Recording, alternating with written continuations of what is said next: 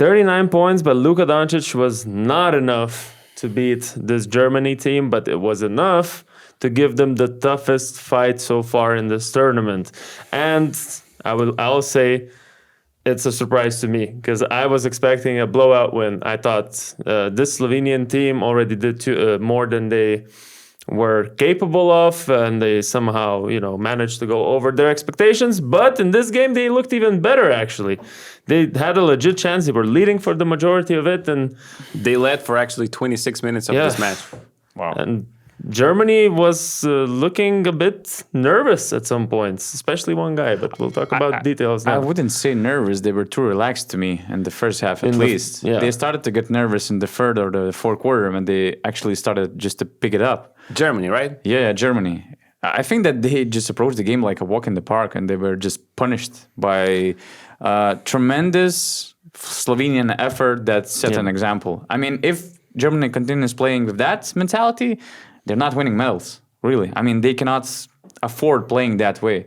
And I think it starts from the leadership. I didn't see much leadership from Dennis Schroeder from the beginning, especially defensively, effort-wise. I mean, they didn't approach this game the right way, or as the world champs should do. I mean, or just this dominant FIBA team in the last few tournaments. I mean, for the fourth time, they reached the semifinals. That's huge. Congratulations, Germany. Congratulations, their fans. But the way they played in the quarterfinals, it's unacceptable.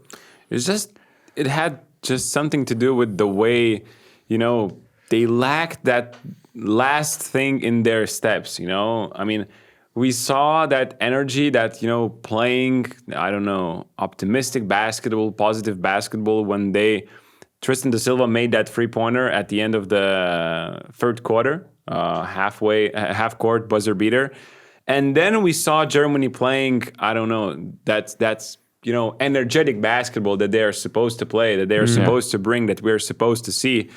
But we didn't see that for 30 minutes. And I think Donatas is right. Dennis Schroeder was not at 100% in this game. Germany looked too passive, settling for outside shots when Slovenians actually wanted them to do so. They were inviting Dennis Schroeder and Franz Wagner to shoot those outside shots. And Dennis Schroeder made only 6 shots out of 20, 1 of 9 three-pointers. He actually made his first three-pointer in the EuroBasket playoffs after like 14 on 15 makes. 14 or 15 misses before that. And 34 minutes, Dennis Schroeder on the court, -4 Germany, despite winning the game by 8. By 8 points. That says a lot to me, and I thought he should have played less. It reminded me a little bit of that World Cup where he had a big burnout against Latvia. It wasn't as bad because obviously they won the game, and Dennis Schroeder actually finished with, let me check, I think over 15 points. 20 points. 20 points. 7 assists. If you just look at how many points he scored and 7 assists, that might seem like it's an okay stat line. But then, of course, 6 of 20 from the field, 1 of 9, like you mentioned, from the 3. But it was more about how it looked on the court, and it looked like he was frustrated a lot. He was forcing the game, and as you said, settling for those shots from deep, even though they weren't falling in today. Another thing that surprised me was, Luka Doncic got into a very early foul trouble. It was a beginning of the third quarter. He got his 4th foul, and he managed to play the whole game until the very end. I was expecting maybe they'll start to target him somehow. You had some ideas, maybe play some pick and pops or pick and rolls with Andy Obst and Bonga, so they switch, and then you try to, because what Luka was doing, just camping in the paint, because he was going under against France, against anyone really. He just let them shoot, because actually Germans for a second game in a row was really struggling from the 3-point line. Finished with 9 of 30 from deep, but the percentages were even worse in the beginning, especially in the first half. So yeah, only 3 of 14 in the first half. So they increased their percentages later on. But it's just, to me, this game was, I don't know, should we go just talking about Slovenia, good or bad things? Because I think we should start from good things. With the good things, because they lost by 8 points. They were super close. They were like the game was tied with 5 minutes to play, I think, right? It was No, 8-8, they 8-8. super I mean, solid. nobody saw that coming. We all thought that it's going to be a blowout game, 20-plus point win, because Germany was too good. And Slovenia, with their limitations, it didn't seem like they have a chance to stand in this game. But they were fighting so much, 16 offensive boards. They were punishing Germany for their bad defense in transition and getting some easy points as well. They were just playing great team defense up until the end of the third quarter. So, I mean, for that side of the basketball that they display, and they were capable of displaying throughout the whole tournament, actually, I mean, they deserve credit. I think absolutely they had a great game plan. You know, they were going under. They were forcing Germans to shoot. They played this aggressive defense on the pick and rolls with some of the Germans guards. That they did not allow that pass to the short roll that a lot of teams nowadays do. And we didn't see Germans actually going on the fast break a lot because they used fouls before bonus very well to stop the Germans transition. And so they did not allow fast breaks. They were inviting long three-pointers. And I know Germany still scored 99 points, but they really played some solid defense, I would say, today. And there were a lot of possessions in this match. And Clement You mean Prepelic- Germany or Slovenia played solid defense? Slovenia, I think, despite allowing 99, they kind of played solid defense today. Yeah. A lot of free throws today in this match, and I thought on the offensive end, you know, they fought. They had Prepelic, who hit some big shots. They had Gregor Horvat, who made some big shots. He has been probably the best role player nearby Luka in this tournament.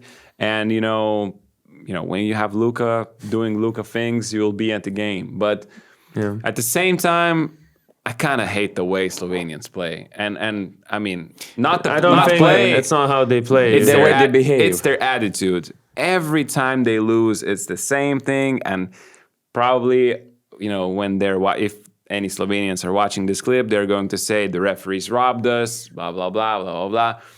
But I understand when your best player starts complaining on the freaking first possession of the game about the referees, you can have other opinions, but it's just so frustrating to watch them. I enjoy Luka watching play so much, but at the same time, I hate watching him play just because of his attitude and how he reacts to every possession is just... The problem is that others follow. It starts with the teammates, especially the head coach. And instead of taking responsibility for some bad plays, bad decisions, defensive efforts, or something else, you always put all the blame on the referee. You're putting the responsibility away from yourself. Yeah, but So, to be fair, that's toxic. To be fair, today we all agreed that the calls were weird, to say the least. There were Both some ways. weird, both ways. I'm not saying to one side or the other. Especially in the fourth quarter. The fouls against the Germans were weird because those seemed like the star calls you see. When a guy like Luka Doncic is getting any contact, and it's a foul. I mean, he's just going into the guy. Yeah. And, when you go straight into the guy, you bump into him and the foul is to the defensive player. And then on the other side as well, we saw some questionable calls and Alan Omish got fouled out for no reason. Two bullshit calls. Yeah. That was clarified by Todd Warnick. By the way, he's giving this analysis of the game on BasketNews.com tomorrow. BN Plus subscribers will be allowed to read the entire article, so make sure to join BN Plus community on BasketNews.com/plus. So we agree that there were some weird refereeing. It was hard to watch the game, to be honest with you. Yeah. 54 fouls called in the game was the most in a EuroBasket quarterfinal. Second most in the EuroBasket quarterfinal. The only game that actually stood out was Latvia-Slovenia in 2017 with 61. And we had how many? Slovenia shot 25 free throws, Germany 37. Wow, 62 free throws. And amazing. Franz Wagner shot 13 or 14 of those because that's he wasn't really getting any field goals in. 0 of 3 from 3. He was not making those drives as well as he did in the previous games, but he was drawing a lot of fouls, and it's just with his speed and shifty agility that he can change angles. I think it's all logical. He drew so many fouls.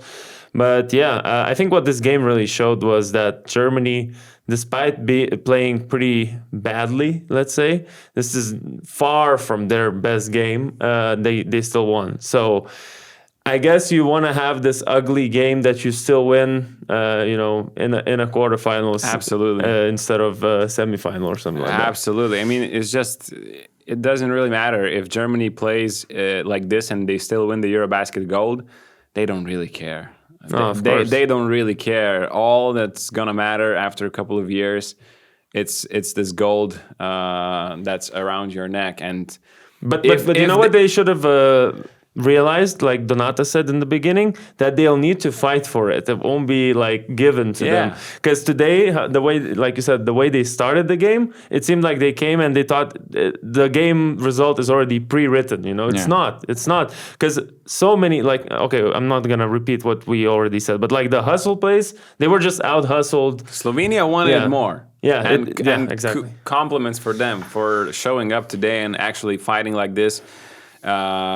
Definitely, they put up a fight and they made this quarterfinal really, really interesting. Yeah, now we're gonna have Finland, Germany, and on the other side Turkey. Donatas, nobody. I'm checking, and Slovenian players are already complaining about the officiating, about the falls, that Luka was not protected. Too many and protected from what? Too many quick fouls. She got 3 fouls in 10-15 minutes of the game. We cannot play basketball like this, and that's why we lost. They had 43 free throws out of 90 points. That's not actually the case, but I get their frustration because, again, the officiating was really confusing to us as well. Like, the how thing much is that contact it was allowed? not like every call was bad, but it was too many bad calls on both sides. Although I think Slovenia really got hurt by some calls. Even those fouls on Luka Doncic, you can clearly agree with some of these calls. Some were actually non-calls, but some calls that he got, I'm okay with the first technical. By the way, I thought it will set the tone.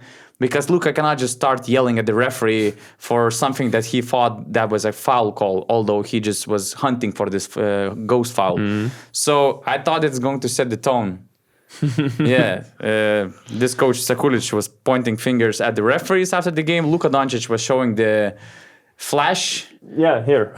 He was showing the flash. The money sign. Flash play. Shout out to Wade Baldwin, by the way. So... Just a random shout out to Wade Baldwin here, huh? Shout out to Alen Omic for this amazing celebration. This best celebration of the tournament. The best selling. Yeah. But unfortunately, Germany did this. Yeah. And actually, the guy had a great tournament. I think the supporting cast of Slovenia did a great job, and they were super close. Nobody saw them coming that close, and kudos to them. Yeah. Change your habits, change your behaviors. We get your frustration, but a lot of it comes also not really correct from your side. And it actually escalates a lot of things. So, shout out to Vitas. And shout out to our social media team at BasketNews on Instagram if you want to see more posts like that. And the rest of the EuroBasket 2025 coverage, make sure to follow us on both Twitter, Instagram. Also, basketnews.com is your go-to site for all news EuroBasket. And this podcast lives on your love to us, so show it by subscribing to this channel and putting notification bell on.